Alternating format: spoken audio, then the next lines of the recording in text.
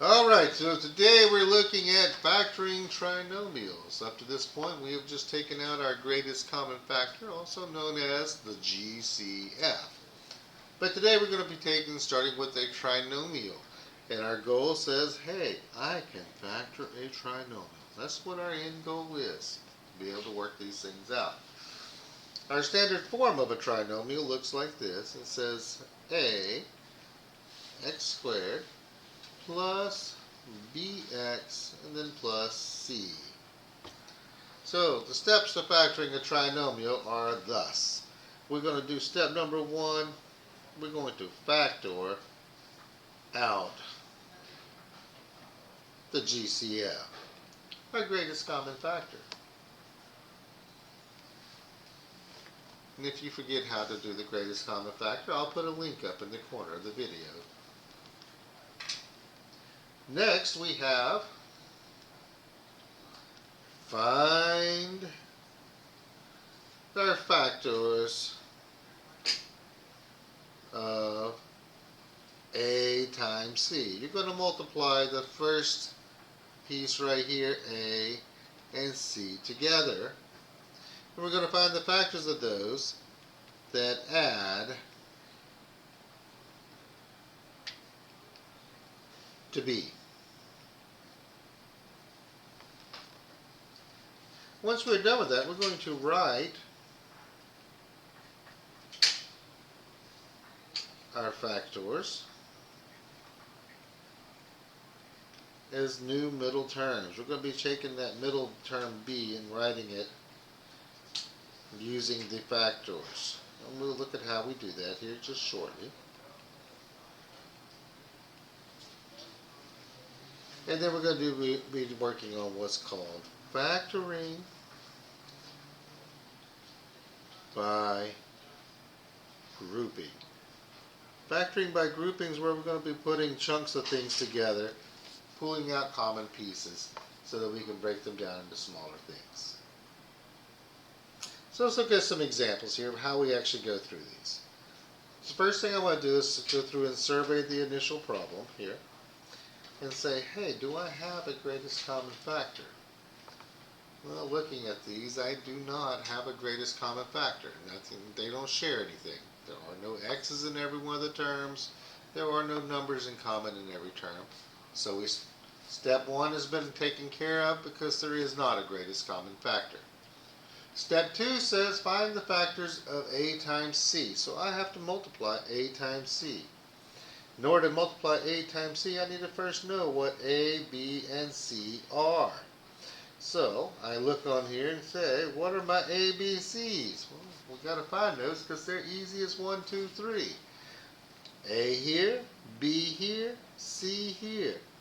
A is 1, b is 12, and c is 32. So looking at that, a times c, well, that would be 1 times 32, which is 32. So that's my goal, is I got to look at all the factors of 32, what can multiply to get 32. And then it has to add up to 12, because that is my b. So I start off with, I have positive 1 times 32. Then I have 2 times 16. Then I have 4 times 8, and after that I'm back to where I started.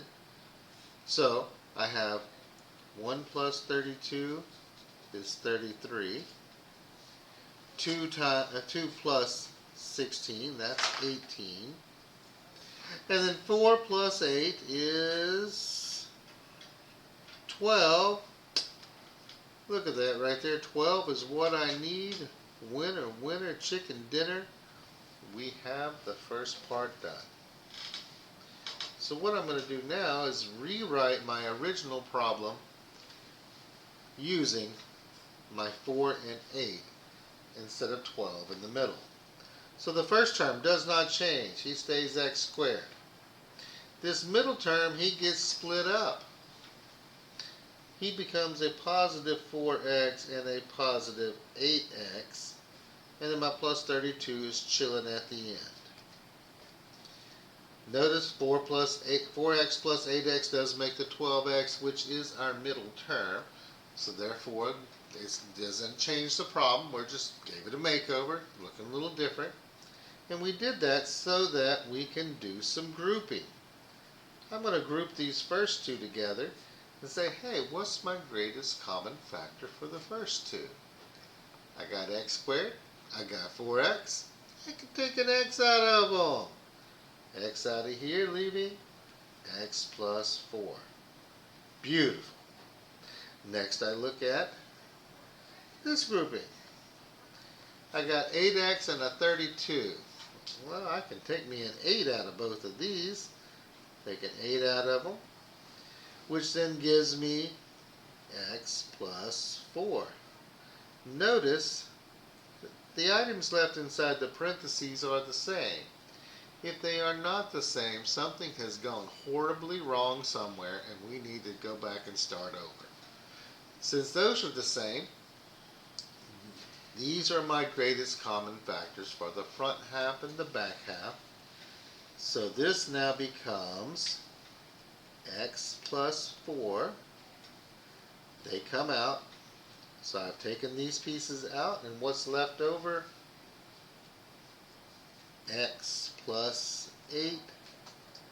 And I now have taken my trinomial and broke it down into two binomials. It's a good idea, especially as we're beginning, to go through and check these and make sure we did them correctly. So I can set me up a little box and do the box method for multiplication, or our area model. I can put x plus 4 here at the top and x plus 8 here at the bottom. X times x gives me x squared. X times 4 is 4x. 8 times x, that's 8x. And then 4 times 8 is 32. Combine your like terms. These two are like terms, so I can combine those in the middle. So I have x squared plus 12x plus 32. It does check. That is the correct answer. We can stick a fork in that bad boy because he is now done. Okay, so we're going to look at another example here. But this example, oh no, we have a negative sign. But that's okay, we can deal with that. So step number 1, go find my ABCs. That's what first, is there a GCF? No GCF. So let's gather up my ABCs. ABC, easy as 1, 2, 3. So I got them right here. Always attach the sign that's in front of the numbers with them. A is a positive 1. B is a positive 2. And C, oh, that's a negative 9.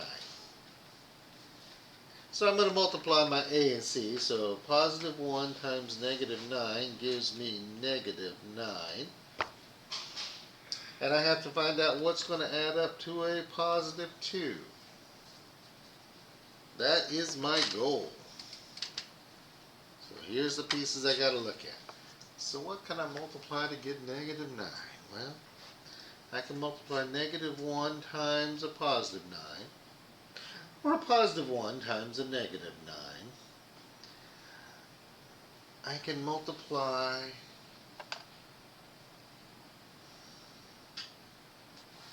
a negative 3 times a positive 3, or a positive 3 times a negative 3.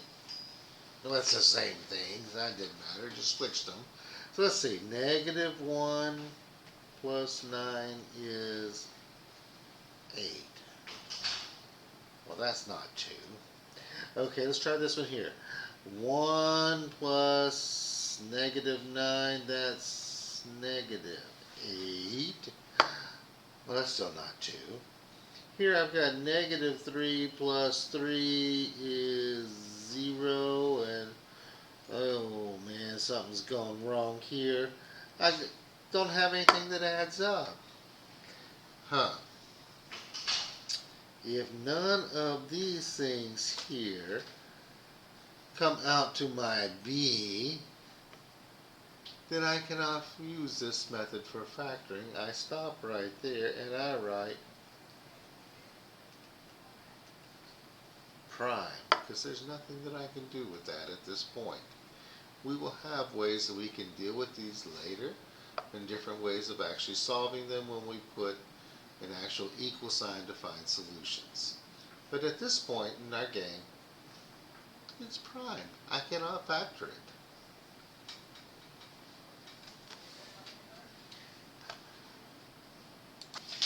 So look at this. Okay, looking here at another example. No greatest common factor again, so I'm going to start off with my ABCs. ABCs, alrighty. Again, my A here is 1. My B this time is -5. And my C is 6. Groovy. So I'm going to take and multiply 1 times 6, that equals +6. This right here is a -5. That's what I'm looking for. Well, what can I multiply to get 6? Well, I can do 1 times 6. I can do 2 times 3. Well, 1 plus 6 is 7. 6, 7. And then we got 2 plus 3 is 5. Well, that's the right number, but it's the wrong side. Oh, wait a minute. -1 times -6 also gives me +6. And -2 times -3 also gives me a +6. So I got to remember, not just always dealing with positive numbers, we can multiply negative numbers as well. So -1 plus -6 gives me a -7. -2 plus -3 gives me a -5. Looky right here. Winner, winner, chicken dinner. We have something to work with. So I'm going to pull this one apart now. It becomes a -2x and a -3x. So I'm going to rewrite my problem. X squared minus 2x minus 3x and then a +6. Doing my factoring by grouping, I'm going to group the first two pieces here together. My greatest common factor of the first two pieces is x, leaving x minus 2. Now, looking at the next two pieces here, I can take out a 3, but I really need an x minus 2, so I need to change that back side. Let's take a -3 out. If I take a -3 out, that makes that a positive x. Oh, that's good. I need a positive x there. And then that'll make that a -2. Oh, now these two pieces are matching. Since they are matching, we can now pull those out. Because that is my new greatest common factor, which gives me x minus 2 coming out, which those come out of there. I now have left over the x on the front side and a -3 on the back side. And Bob's your uncle. And we would go through and normally do the process, check it, make sure it works. After a little bit of practice, hopefully you shouldn't have to go through and check them, but it's always a good habit to practice. Let's look at example number 4. In example number 4, oh, we got negatives galore, all over the place. Again, no greatest common factor. So I'm going to gather my ABCs, A, B, and C. Our A is 1, our B is a -13, and our C is a -30. I'm going to multiply 1 times -30 and get -30. And that has to add up to a -13. In order to get a negative number, I have to multiply one positive and one negative. So I've got a negative 1 times 30. 1 times negative 30. I've got negative 2 times 15. I've got 2 times negative 15. I've got negative 3 times 10. I've got 3 times negative 10. I've got, oh, what do we got? 5, negative 5 times positive 6. I got 5 times negative 6. And then we start repeating after that. Oh, that's a lot of things. Well, at this point, we don't want to go have, with practice you can start going, oh, those are way too big.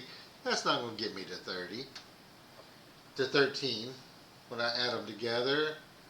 Oh, let's check these two right here. Negative 2 plus 15, that's a positive 13.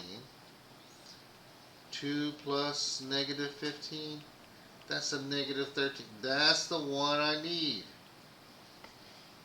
That piece right there. And as you continue to go through and practice more and more of these types of things, you'll start noticing patterns in them. You'll be able to take and eliminate and not have to list every one of these down here. Because that was quite a few factors, and some of them have a lot more than that.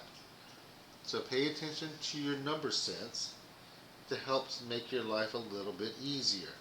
So this one becomes then a negative 15x and a positive 2x. Notice I put the negative in the front.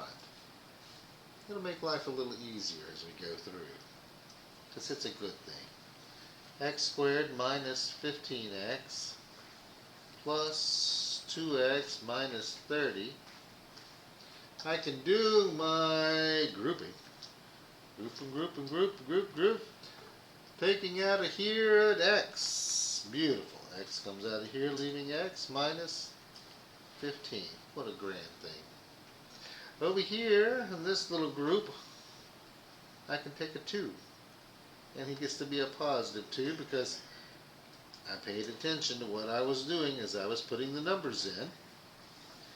Notice these two pieces are the same. Since these two pieces are the same, I can take it out. Have a nice dinner, have a good time. Oh, look, those are out there. Bam, bam. And we kick it up a notch by putting the x plus 2 at the end. And we stick a fork in that bad boy because he is now done. Factoring our trinomials. Notice every one of the factors that we have done up to this point, though, our leading coefficient, our a, has been 1. Upcoming videos we'll have some where a is not 1 and say, what do we do then? Enjoy.